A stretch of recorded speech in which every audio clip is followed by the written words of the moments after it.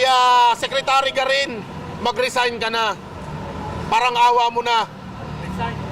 Hindi kung ano ang problema, kung hindi sino ang problema, kundi ikaw, kayong mga nasa gobyerno na hindi makita at hindi masolusyonan ang krisis na kinakaharap ng bansa po natin.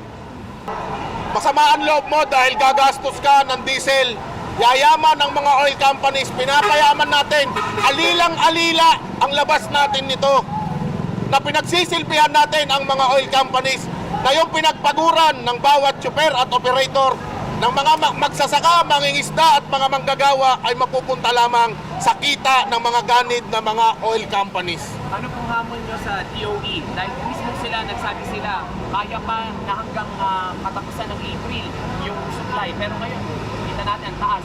Sa Department of Energy, hindi po kayo para sa taong bayan, hindi po kayo para sa mga tsuper.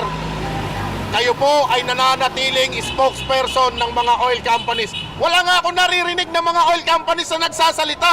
Ipinagtatanggol ni Secretary Garin itong mga oil companies. Nilagay kayo, niluklok kayo sa gobyerno para sa taong bayan, hindi para sa kapakanan ng mga oil companies po na ito. Okay, last na lang, Sir Marno. Ano na lang po yung mensahe nyo sa mga kapwa nyo, Chuper? Sa mga kapwa natin tsuper, kapit lang po sa manibela. Alam ko, marami na ang bumitaw. Ganun pa man, kaisa po ninyo kami, kaisa po ninyo ang manibela sa pagtataguyod po na maibalik at maitama itong krisis na dinadanas natin, na masolusyonan ito hindi lang ng ating Pangulo, kundi ng sektor na rin ng transportasyon. Kaya Secretary Garin, mag-resign ka na. Parang awa mo na. Resign.